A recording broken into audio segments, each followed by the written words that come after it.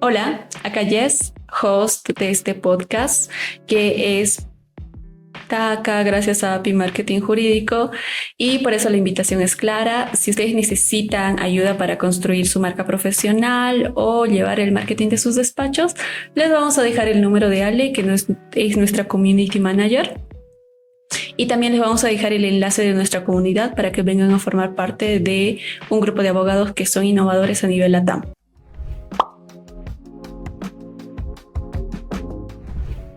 Muy bien, bienvenidos a este podcast. El día de hoy vamos a tener una charla muy interesante en Derecho Pop. En Derecho Pop estamos mostrando un espacio que les va a permitir a ustedes aprender de la experiencia y les va a permitir escuchar los insights más inspiradores de abogados jóvenes. Y bueno, de entrada les quiero decir que esta historia es una historia de decisiones. Les hablo de ese tipo de decisiones que hacen que uno llegue de donde está a donde tiene que llegar. Muy bien. Entonces les cuento qué es lo que pasó. Esta historia comienza en Cochabamba, comienza en la carrera de Derecho en la Universidad del Valle, pero hagamos una pequeña pausa y hagamos un salto a un networking, a una cena de networking en realidad. Comienza conmigo. Yo tenía que ir a esa cena y habíamos tenido un curso antes y estaba bastante cansada, entonces dije, me voy a tomar una siestita para ir fresca y me dormí el tiempo de más.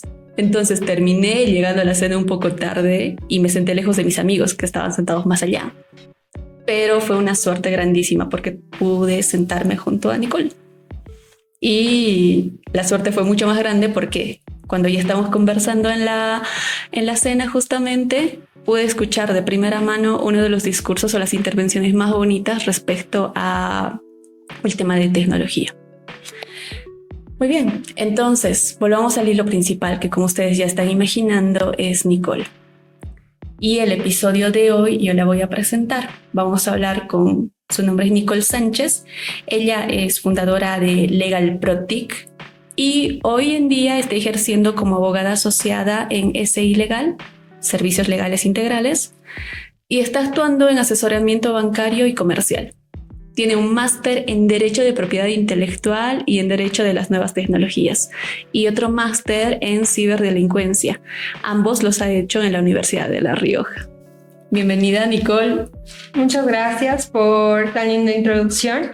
Y sí, bueno, toda esta historia dio un giro en este networking que tuvimos y pudimos conocernos, pudiendo compartir distintas ideas que teníamos y que a veces es complicado hablar con personas que no están en el área o en el rubro, o muchas veces llegan a ser demasiado desconocidas para abogados que, bueno, están acostumbrados a ejercer en un área más tradicional. Sí. Pues justamente creo que esa cena era para conocer a este tipo de personas. Muy bien, yo quiero iniciar desde un punto bastante generalísimo que, aunque la mayoría, grupo de estudiantes reniegan cuando escuchan esta pregunta, cuando ya eres abogado es un poco más interesante dar los argumentos de por qué. Entonces, contanos, ¿en qué momento has decidido ser abogada? Bueno, ha sido una historia graciosa que siempre las personas que me conocen me preguntan y siempre cuento la historia. Yo no iba a estudiar Derecho, yo iba a estudiar o Medicina o Ingeniería Mecatrónica. Ah, lindo. Y llegó un punto que, bueno, me tuve que cambiar de colegio justo para la prepromoción y conozco los modelos de Naciones Unidas. Ya. Y me di cuenta que era algo nuevo que me gustaba y que nunca había contemplado antes. Decido aplicar a una beca para Derecho y era gracioso porque simplemente di el examen y dije, bueno, veremos qué pasa, y gané la beca para estudiar en Univalle. Es así que igual llegué a Univalle. Ya, mira. Y el primer año y medio que estaba en la carrera, como a muchos nos pasa, no estaba segura si era la decisión adecuada. No sabía si me tenía que quedar ahí, si tenía que cambiarme. Investigué para cambiarme de carrera. Ni siquiera era medicina y no era ingeniería mecatrónica. Estaba pensando a cambiarme a biomédica. Aquí hay un Univalle también. Sí, exactamente. Propaganda para Univalle. Y estaba buscando cambiarme una carrera, pero no sé, como que tenía ese miedo de equivocarme nuevamente y decir, no, quizás no me gusta. Ya. En este periodo de tiempo comienzo a ver distintas materias y bueno, si me quedé en derecho era por mis docentes. Muchas veces el que te puedas quedar o no en un determinado lugar es parte de las personas que hacen ese lugar. Sí. Y tuve la suerte de tener unos docentes que son magníficos profesionales y magníficas personas, que me mostraron el amor que tenían para enseñar el derecho y bueno, las áreas que ellos enseñaban se volvieron de mis favoritas. Eran derecho constitucional, derecho administrativo, que a nadie le gustaba, pero como que me agarró el cariño la materia, después derecho corporativo. Hasta ese entonces estaba con la idea de estudiar y dedicarme al área corporativa porque me gustaba mucho el tema de contratos y todo eso. Pero llega más o menos cuarto semestre y veo propiedad intelectual y hacíamos los registros de Creative Commons y digo, ay, qué interesante, me gusta esto. Porque yo tenía una lucha interna hasta ese momento. No me gustaba el hecho de decir, uy, voy a estar toda mi vida yendo a juzgados, a juicios.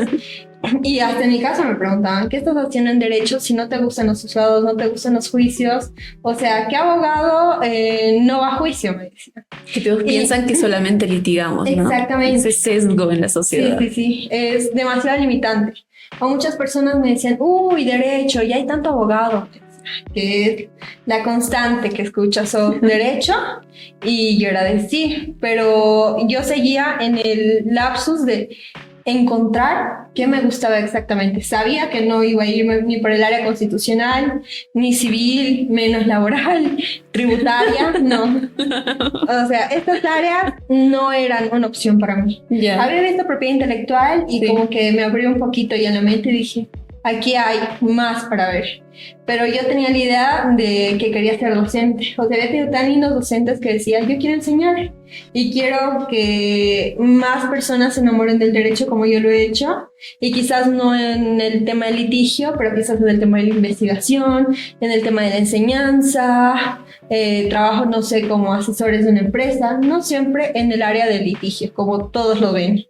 Claro. Llega el 2017 y ¿qué te digo? O sea, no había hecho un esfuerzo extra ni nada, pero justo ese año me dan una carta de invitación al desfile de la universidad porque tenía uno de los mejores promedios. Y yo estaba sorprendida. Yo estaba sorprendida porque, como te digo, no es algo que yo había estado trabajando para eso o para tener un reconocimiento. Quedé sorprendida igual que todos. Y porque siempre las cosas que yo lo hago, o sea, lo hago porque me gustan. O cuando empiezo a hacer algo, no me gusta que sea por obligación. Cuando tú empiezas a hacer algo por obligación, quizás pierdes la pasión en el camino. Y por eso me gusta buscar cosas que me apasionen y continuar haciéndolo. Y justo dentro de esa pasión es que me encanta enseñar. Mira, qué buenazo. Sí, me encanta enseñar. Siento que una de las mejores formas de aprender es enseñando. Concuerdo bastante contigo. Y además la forma en la que tú quieres enseñar y cómo te han enseñado algunos de tus docentes es una forma inspiradora. Sí, han hecho que me guste algo que quizás de lo cual no estaba segura y he terminado enamorada de eso. Bueno, la cosa es que llega esta carta de mejor promedio y llego a mi casa, les digo, pa, ma, miren estos. Y en ese entonces, aún como no estaba tan segura, y yo había entrado a Derecho por el tema de derechos humanos, los MUS, modelos de Naciones Unidas, hasta ese entonces, como tenía la idea de, quisiera trabajar en la ONU, decía. O sea, dije, me voy a especializar en Derecho Internacional. Sí. Hasta ese entonces siento yo ahora que estaba soñando un poquito como de vamos a cambiar el mundo día a día. Obviamente aún lo podemos hacer, pero ya no desde esa perspectiva que lo veía antes. Y decía los derechos humanos, qué lindo, me voy a enfocar en esa área. Y le digo, pa, hay un voluntariado, hay un voluntariado que se realiza por 2 meses en Río Hacha, Colombia, le digo, que es de empoderamiento de las mujeres, es para la difusión de los derechos humanos. Y mi papá me dice, uy, pero Colombia, me dice, no, Colombia es peligroso. Y le digo, pero es que es el proyecto que siempre he querido hacer, sabes que me encanta el tema de derechos humanos. Y sentí que era una oportunidad para profundizar más esa línea por la que yo había entrado a Derecho. Y me dice, bueno, me dice, pero no hay en otro lugar, ¿por qué Colombia? Me dice. Le digo, sí hay en México y en Egipto. Y me dice... Estaba más cerca de Colombia. Y me dice, ¿pero por qué no Egipto? Me dice. Y yo le digo, pero Egipto no, le digo, no me llama la atención. Me dice, pero ¿cómo no? Me dice, le digo, no, le digo, es que yo voy a ver injusticia, me voy a ir a pelear con las personas y no sé, te van a decir que me han arrestado. Te van a estar llamando para que vayas a recoger a tu hija.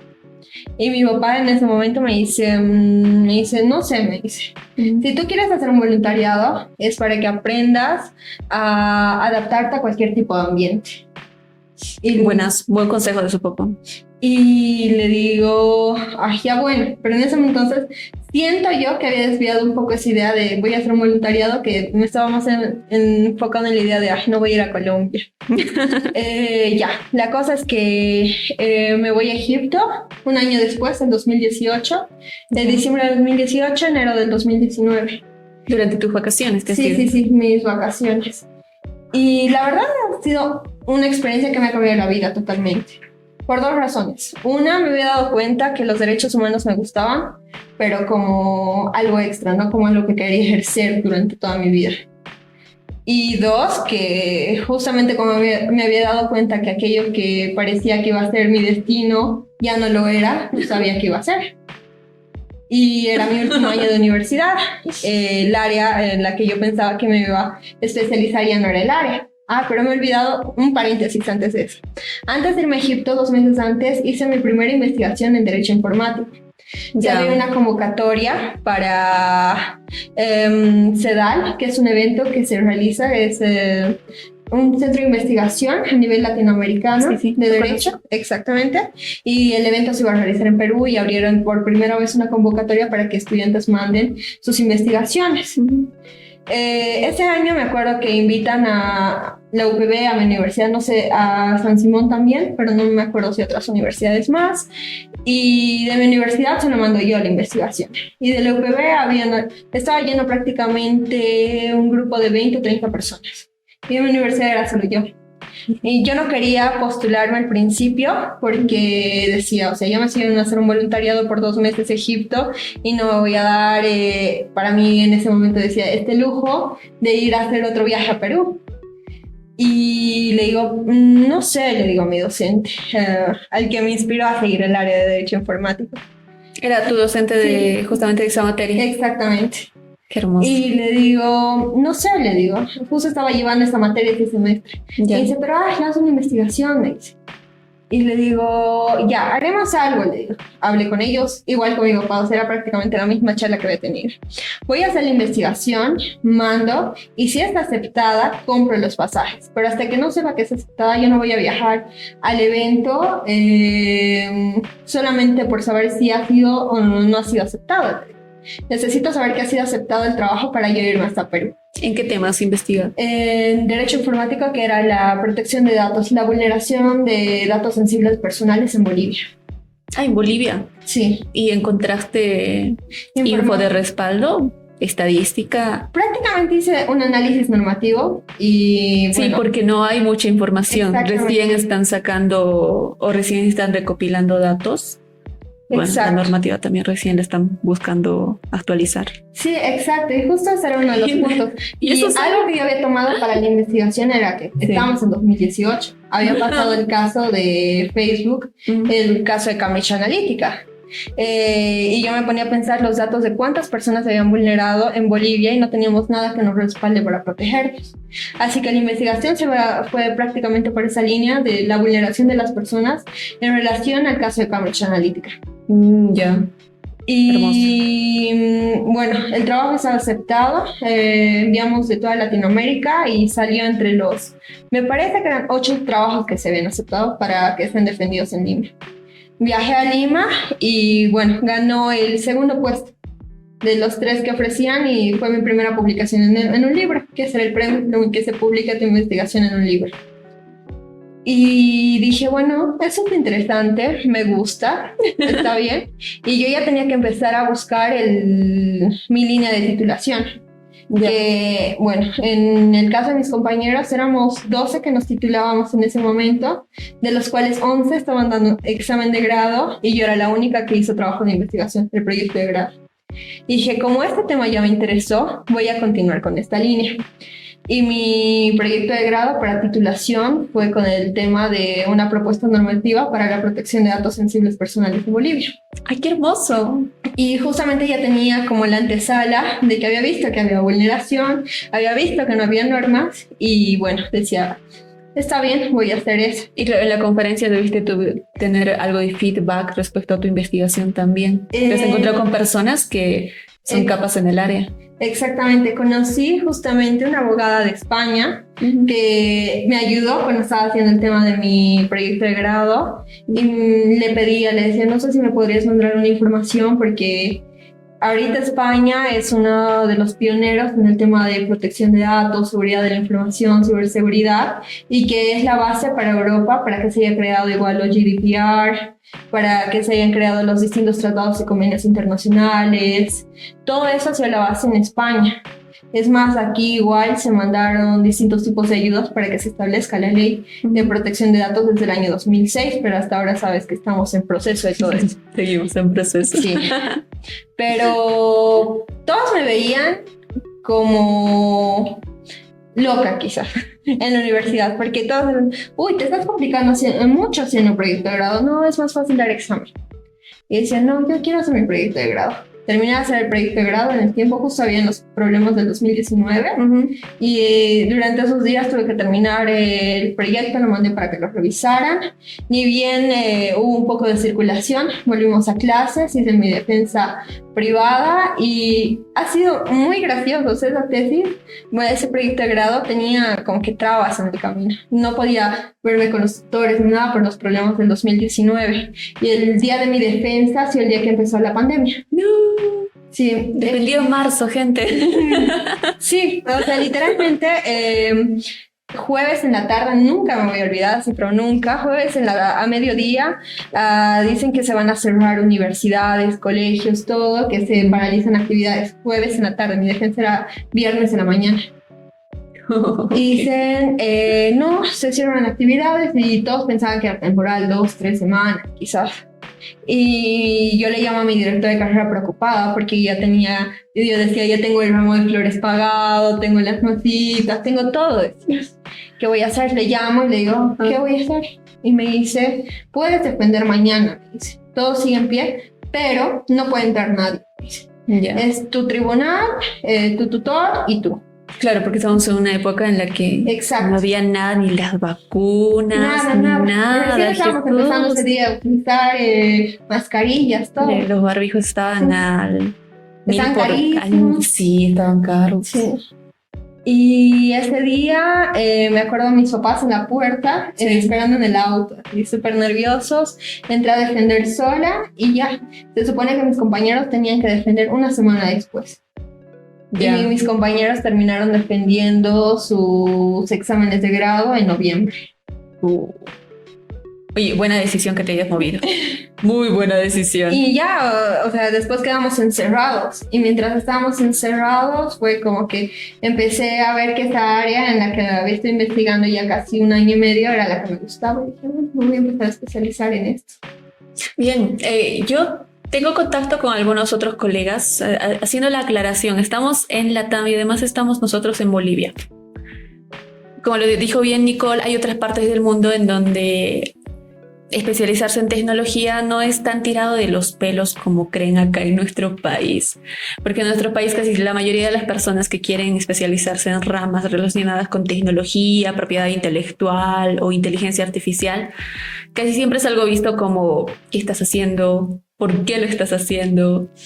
Entonces, el máster o elegir el máster relacionado a tecnología, el primero que has hecho, está respaldado en toda esta experiencia, esta vivencia que has tenido desde presentarte a ese concurso con tu escrito hasta tu proyecto que has defendido casi en pandemia. Sí, es que aparte de todo eso, me acuerdo que, bueno, dentro de lo que hablamos de el derecho tradicional, hasta el tema familiar influye en todo esto, porque dices, bueno, ella es abogada, ¿en qué se va a especializar? En derecho civil, en derecho familiar, en derecho penal, que bueno, suele ser lo más tradicional, que es ese derecho. Lo más común. Y sí, y yo le decía, en este caso era el tema con mi mamá, porque mi papá decía, bueno, sí, dije, cualquier cosa sé que te va a ir bien, porque lo vas a hacer con muchas ganas, le vas a dar mucho empeño y te va a ir bien. Pero mi mamá era de, ¿estás segura que ese es el área? Mira, y me mandaba a veces, me acuerdo, diplomados en Derecho Civil, me mandaba diplomados en Derecho Constitucional, Ajá. y yo, no, miren, el primer diplomado que tomé era en Big Data Analysis and Business Intelligence. Y ese lo hice cuando aún estaba en la universidad. O sea, estaba en justo había hecho la defensa privada y salió el diplomado, me inscribí. Ah, estabas en el limbo de... Sí, no es universitaria ni es abogada todavía. Exactamente. Ese limbo es horrible. Sí, estaba ahí en ese punto y entro y era raro, porque yo era la única de un área social. O sea, todos eran ingenieros o estaban en áreas comerciales o marketing. Uh-huh. Y todos se preguntaban, ¿qué hace alguien de derecho en Big Data? Pero para mí era importante, porque yo siempre parto de la idea de si tú quieres saber cómo proteger algo, cómo regular algo, tú tienes que saber cómo funciona. Y justo yo estaba investigando sobre la protección de datos personales. Y decía, ¿cómo yo voy a saber cómo proteger los datos personales si hoy en día la forma en la que se están usando es a través de Big Data, almacenamiento de datos, estamos hablando del Internet de las cosas, inteligencia artificial? Yo necesito ver cómo están funcionando esas bases de datos, todo eso, para saber cómo se van a vulnerar. Porque yo no te puedo decir, vamos a regular esto de esta forma si yo no sé cómo está funcionando o cómo se pueden extraer los datos. Claro. Claro, y no simplemente es respecto a la regulación. Exacto. Tuvimos otra entrevista y acá les meto la propaganda. Escuchen el episodio número 2, que Belén justamente trabaja con temas similares con empresas en México y el resto de Latinoamérica y algunos otros países. Y ella nos hablaba de esto, de si trabajas con personas, por ejemplo, que están en tecnología, ni ellos generalmente no se sienten obligados a aprender derecho, pero terminan aprendiendo. Y lo mismo pasa con nosotros los abogados, que terminamos aprendiendo de su área. Pero hasta cierto punto es mucho, mucho mejor que uno como abogado ya vaya con el conocimiento sobre esa área y estás como que 10 pasos más arriba de otros que no, que están aprendiendo ahí en el camino. Exacto, pero es que hace un problema, o sea, hablando de hasta el momento en el que desarrollaba el proyecto de grado, Sí. que me decían, tu ley no es necesaria, me decían. Y yo me quedaba callada por el tema del respeto hacia un abogado mayor, que bueno, era, no sé, el tribunal que me estaba evaluando, y Sí, en ese entonces tenías miedo a decirle, no, estás mal. Pero trataba de argumentar lo más posible sin, no sé, sin ofenderlo ni nada y decirle que era necesario, porque me decía, en el Código Civil se establece la protección de la privacidad. Pero y no yo me ponía a eso. pensar, el Código Civil es del año 1975, pensaba. O sea, no podemos regular el derecho informático, la protección de datos, la protección de la privacidad con un código tan antiguo, primero. Y dos, que es otra área. Pero bueno, que no prevé todo lo que, lo que sucede ahora, no lo prevé. Es hermoso, pero no lo prevé. Hay que terminar de aceptar eso. Y es que ha habido bastante crecimiento en este tema de tecnología. Sí. O sea, tú dices de los años 70 hasta ahora ni siquiera ha pasado 100 años. Han pasado muy pocos años. Las personas que nacieron ese año siguen siendo personas jóvenes hasta ahora. Y mi punto acá de por qué estoy diciendo esto es que la tecnología ha avanzado bastante en los últimos años de una forma tan escalada que es un poco increíble. Lo que tú decías que has avanzado en tu diplomado, lo de Big Data, yo tengo entendido que más o menos desde los años 60 en otros países se va manejando este tema de Big Data. Y por el tema del Internet es algo que explotó un poco más. Exacto. Pero hay como hay una brecha en Latinoamérica, que en Latinoamérica no estamos tan relacionados con estos temas como lo están en otros países. Es que ese es un punto muy importante a tratar, porque no es que nos hemos quedado atrás en tecnología, nos hemos quedado atrás en legislación, nos hemos quedado atrás en proteger a nuestros ciudadanos, en protegernos a nosotros como ciudadanos. Porque cuando estaba haciendo la investigación para mi titulación, yo envié unos cuestionarios que se enfocaban en 3 grupos de personas. Uno era un grupo de adolescentes entre los 12 y los 16 años, si no me equivoco, no me acuerdo bien. El otro grupo era entre los 20 y los 25 años. Y el otro grupo, no, era entre los 12 y 18 años el primer grupo, el segundo entre los 20 y los 25, y el último grupo era entre los 35 y 42 años. Envié prácticamente las preguntas a compañeros de curso de mis hermanas en ese entonces. Los hice resolver por personas, digamos, en mi grupo etario y mandé, no sé, a grupos de amigos de mis papás, personas mayores que conocía. El último me interesa. ¿Qué te dijeron? Y algunos tenían las mismas preguntas y otras variaban. Yeah. Una que era importante para mí era el tema de a qué edad habían abierto las redes sociales un grupo de menores y si sus papás sabían. En la mayoría de los casos los habían abierto a los 12, 11 años y sus papás no sabían.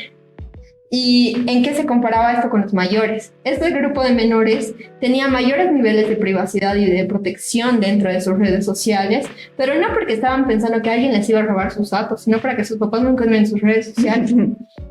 Que igual llega siendo peligroso si sucede algo. Exactamente. Y 2, acordate que en la mayoría de las redes sociales la edad mínima son los 13 años. Y ellos la habían abierto antes de la edad establecida. Claro. Sí, no, pasa. Tengo familiares que se ponen la fecha de nacimiento de sus papás.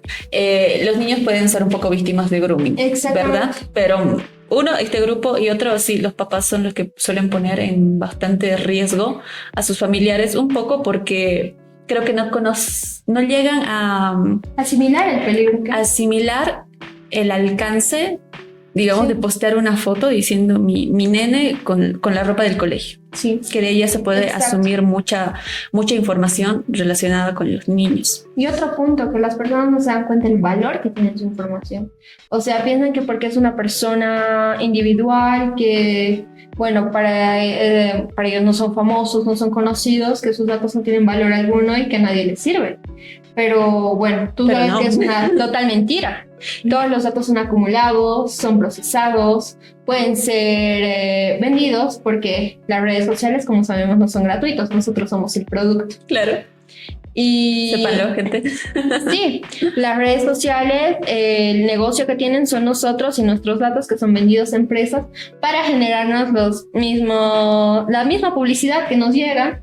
Así que si se dan cuenta es un círculo donde nosotros estamos ahí constantemente regalando nuestros datos y más aún cuando no sabemos utilizarlos de una manera adecuada y aún peor en un medio donde no están regulados.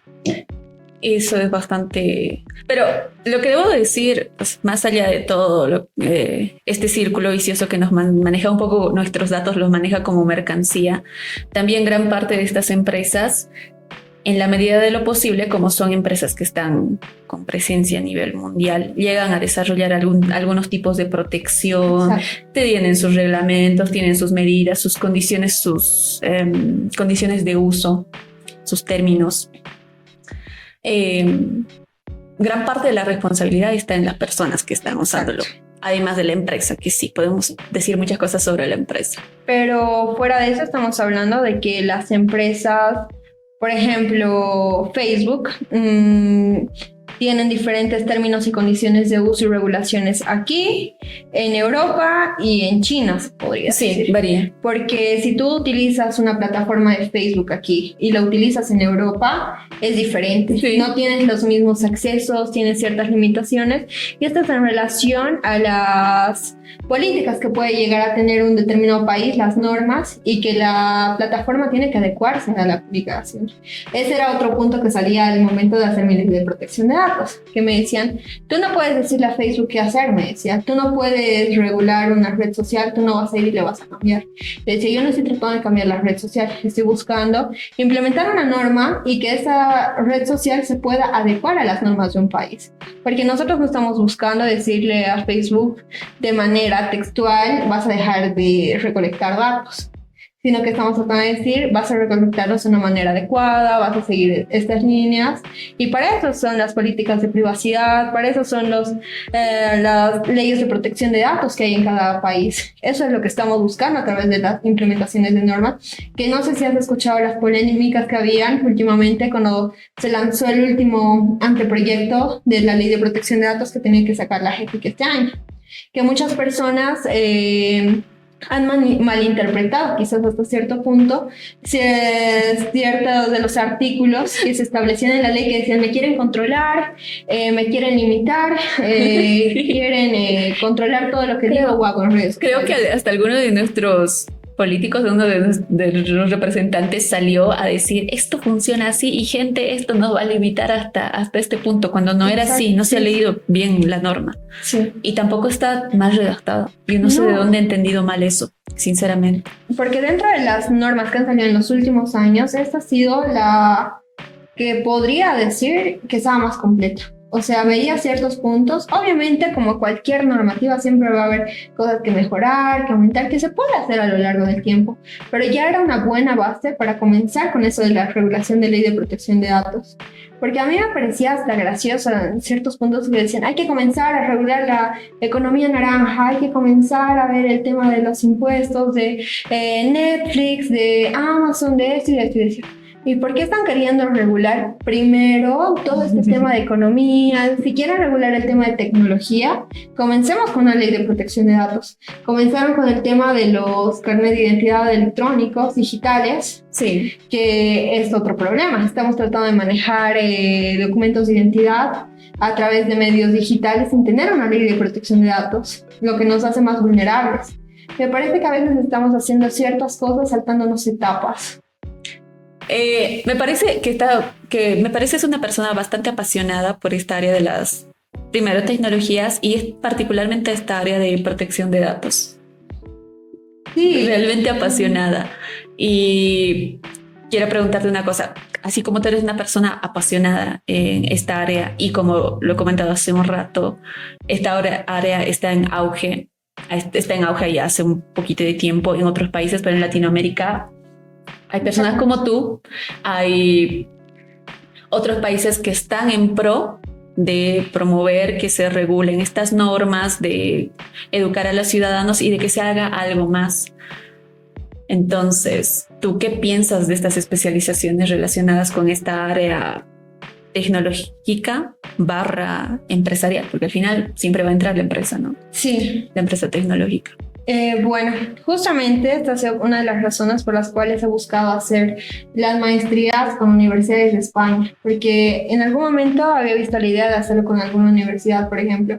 Quizás no de Bolivia, porque justo el 2020, cuando estábamos empezando con todo esto, aún ni siquiera yo veía cursos ni nada relacionado a esto. Y si eran como que básicos, según yo, porque ya había leído sobre todo eso, ya había visto el diplomado y sentía que era algo muy redundante. Quería ver algo nuevo e innovador. A través de esto es que busco el tema de las maestrías, y la primera que me parecía interesante a mí tomar era el tema de propiedad intelectual y derecho en nuevas tecnologías. Sí. Pero a mí me interesaba esto no por el tema que conocemos normalmente solamente de protección de marcas como tal dentro de la propiedad intelectual. No, más orientado a la empresa. Sí, sino que lo que desarrollábamos en la maestría era la protección de software, la protección de activos intangibles, como ser, por ejemplo, el tema de programas de ordenador, videojuegos, el tema de antivirus que compran las empresas, el tema de la propiedad intelectual, pero enfocada en lo que son medios digitales. O sea, ¿cómo vamos a proteger toda esa propiedad intelectual que tenemos ahora dentro de los medios digitales? Y justo en relación a eso, es que el año pasado, te contaba de la Federación Iberoamericana de Derecho Informática FIADI, que soy parte de justamente desde el año 2020, que yo tenía que ir al evento en Valparaíso, que era este año, y bueno, se canceló por temas de pandemia, pero con las personas que conocí ahí, me sentí, como se dice, como pez en el agua, porque yo hablaba con ellos, por ejemplo, de Big Data, y me decían, sí, el Big Data, que las regulaciones, que en tal lugar. Para ese entonces yo sabía que solamente había regulaciones de Big Data en Brasil, por ejemplo. Sí, pero, por ejemplo, veíamos el tema de ¿Cuál fue la primera investigación? Era el teletrabajo. Vimos el tema de la regulación del teletrabajo. Esa fue la primera investigación que vimos, que era las TICs en pandemia, y veíamos las regulaciones en distintos países de Latinoamérica. Yo veía el tema del enfoque Bolivia, lo que se sacó el decreto, Argentina, mostraba lo que había en Brasil, etc. Y a partir de eso hemos comenzado a hacer más investigaciones. Yeah. Y el año pasado, justamente relacionado a lo de la maestría, tengo un amigo de República Dominicana que tiene 2 maestrías, uno en Legal Tech y otro es en protección de datos, y nos hablamos, y el tema de este evento era el metaverso, pues uno de los ejes temáticos. Es un evento que se lleva a cabo en la Universidad de Salamanca, en España, que el año pasado era el número 10, el número 11, el evento número 11, y este era el tema. Y decimos, bueno, ¿qué podemos hacer en relación al metaverso? E hicimos una investigación sobre la identidad digital en tiempos de metaverso. ¿Cómo iba a ir cambiando todo? Pero yo me ponía a pensar, estamos hablando de metaverso, estamos hablando de inteligencia artificial, hicieron una presentación hasta sobre el derecho cuántico.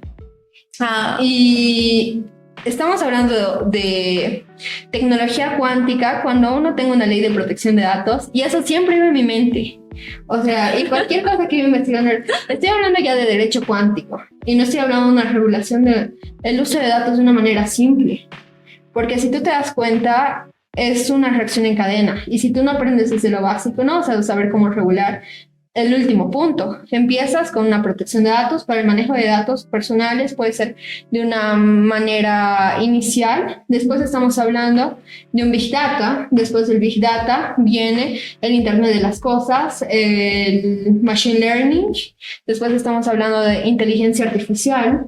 Una vez que hablamos de inteligencia artificial, estamos hablando de ir hacia una energía cuántica, tecnología cuántica. Pero si no regulamos el primer punto, nos estamos quedando a 1000 años luz atrás para poder regular el resto. Y si te das cuenta... O si se regula el resto, estamos dejando unos vacíos que van a ser muy perjudiciales para más adelante. Exacto, porque quizás llega un punto y qué sé yo, nos sorprendemos con las normas que salen y regulamos directamente esto, pero vamos a dejar algún vacío legal en el camino. Y dentro de esto, igual el tema de investigación de mi primera tesis de maestría era la aplicación del Legal Tech para la administración de justicia en Bolivia. Recuerdo que ese tema me sorprendió porque esto yo lo he dicho hace un rato ya. Nicole es una persona que, mire, ya terminó una tesis en esa área, y hay otras personas bastante jovencitas, y por eso digo que es bueno que personas como tú vengan a este podcast, porque hay estudiantes de derecho o egresados ya que terminaron y quieren hacer este tipo de proyectos.